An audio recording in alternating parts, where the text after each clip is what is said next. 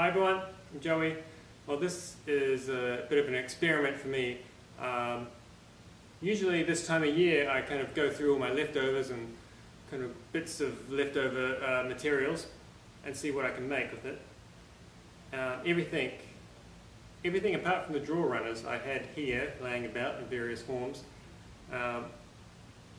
What inspired me here was this leather that I had left over from the chairs I made earlier in the year, and I thought it would be a really cool detail to have a leather kind of veneered drawer front, and that kind of formed very quickly in my head into like a whole box with leather panels.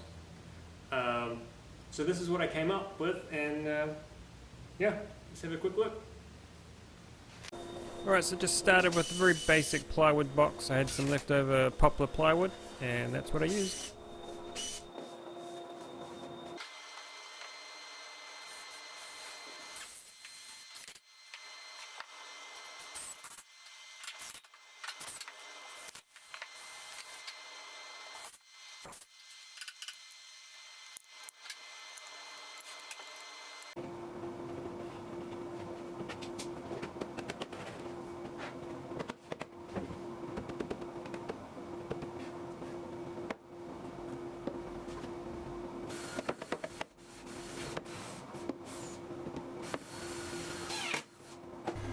You might remember this old warped tabletop from the ambassador's table. Well, I'm putting it to use and cutting it into lots of little strips.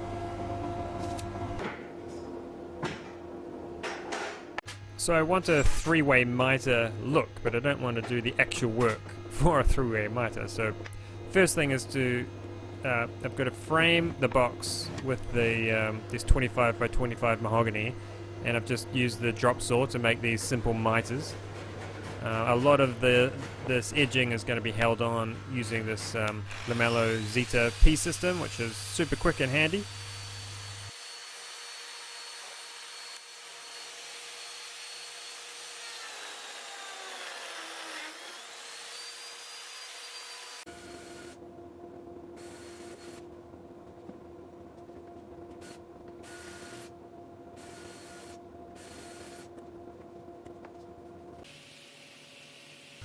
The back's ready for a glue up now.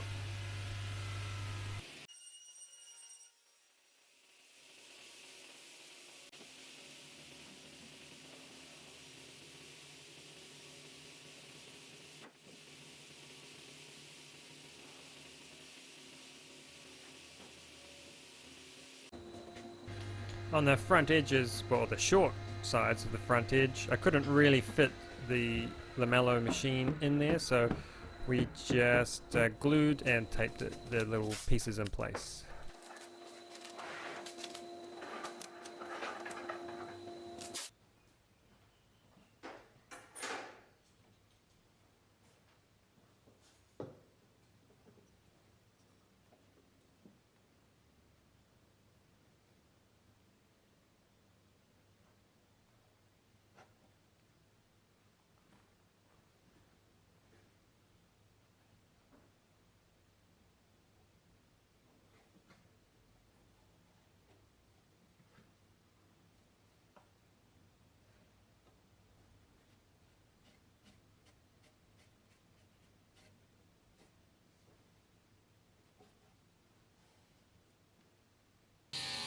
Now to finish off the three-way mitre look, and so I've done the front and the back of the box with the mahogany edging.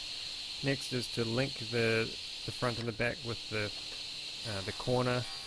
front to back corners, if that makes any sense. So what I thought I'd do is make some corner mouldings, which is pretty straightforward here, and then I can mitre that and apply it to the box.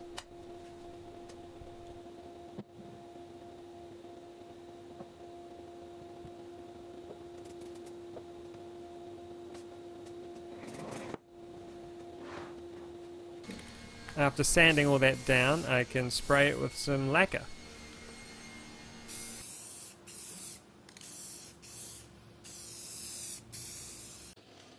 I cut some square, simple legs out of some spare Iroko I had laying about, and while it was still square I could drill the holes for the steel pins that would hold it to the box. And then I could whip up this simple jig to cut the double tapers on the legs.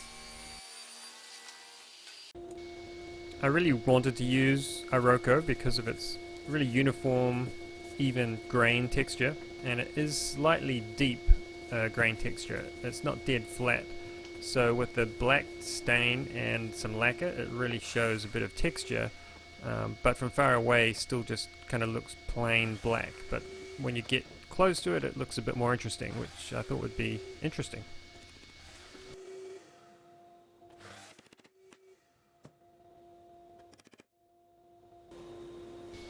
So this is the leather that was left over from the 12 cowrie chairs I made earlier in the year. I believe the upholsterer didn't want to use it because it was a bit, there's some flaws in it, there's some little marks and things which aren't good enough for regular or really nice work. So fine for me though. So I cut a panel of plywood that was exactly the right size for what I wanted. I didn't realize that there was stretch in leather. It ends up stretching about 2 millimeters as you apply it to the panel, which is a bit of a pain in the butt. But now I know I do things differently a second time.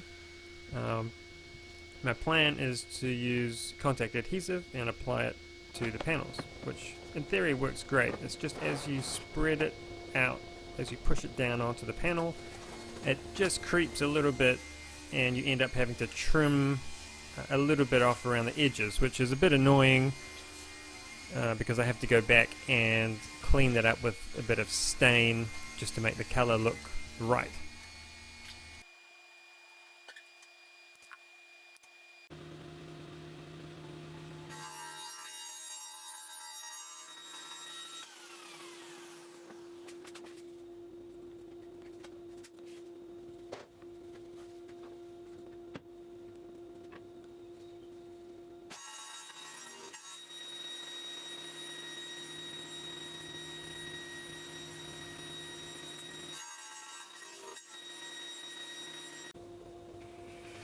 So I was all ready to put the legs on, but I needed to make the brass bushings to hold the legs off the box.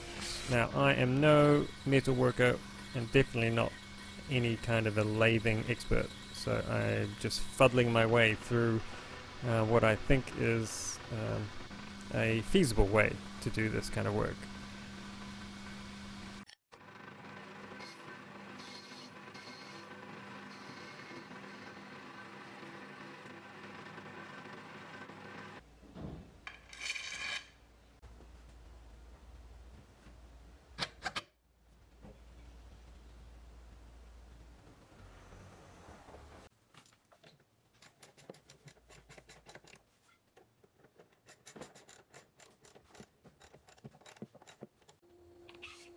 I've had this stash of cherry veneer sitting around for a couple of years and thought it would be a nice thing to add to the drawer boxes.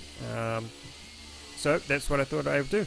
Now I had a bunch of 12mm oak veneered MDF, so I cut that all up into the rough sizes I needed and then veneered the cherry onto that and threw this whole lot into my press, which I don't have footage of because it's a shambles and I didn't want to show it to you.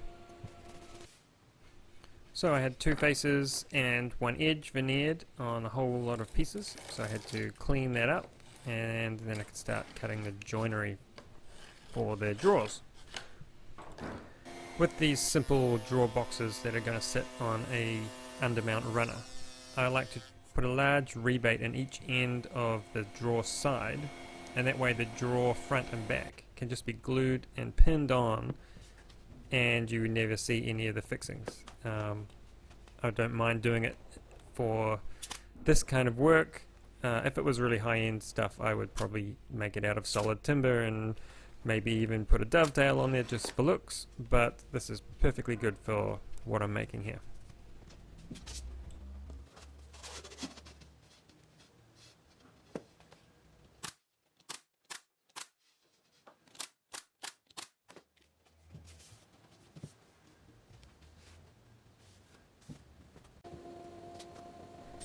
And I can finally get on to the part that inspired this whole thing in the first place, and that is making the leather drawer fronts. It's pretty straightforward setup, bit of contact adhesive, and kind of trim the corners out of the way and fold it around. I would probably do this differently in the future. I think I would continue the leather all the way round to the middle of the back of the drawer front, just to create a nicer edge. But this way works just as good.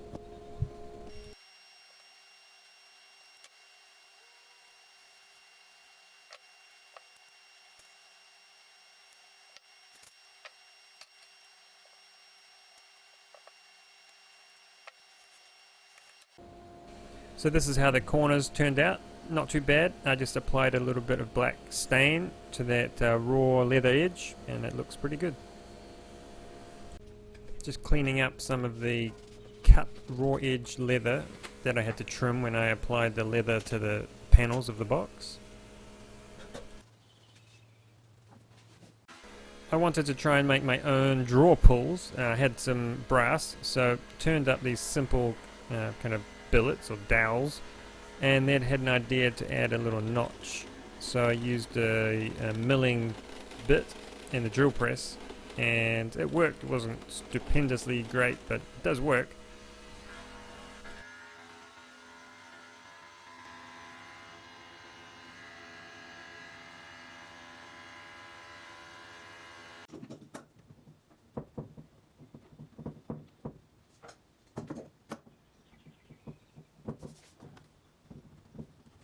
Thanks everybody for watching. This was a pretty fun one to put together.